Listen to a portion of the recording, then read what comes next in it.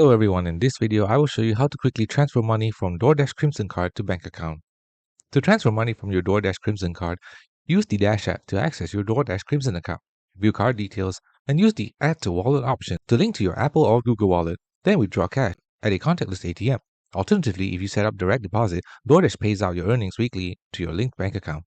Using the Dash app with FastPay, open the Dash app and tap the menu icons on the top left.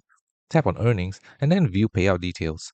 Tap on the Cash Out with FastPay button to transfer funds to your linked debit card. Complete the transfer, but beware that a FastPay fee applies and you can only do this once a day.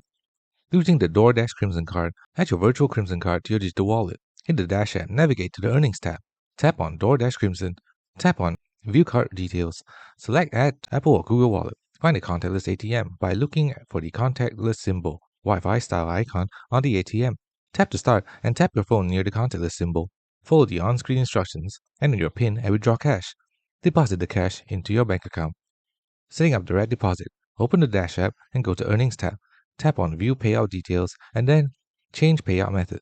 Tap Add Bank Account to set up direct deposit for your weekly payments. Thanks for watching. Don't forget to like and subscribe for more videos.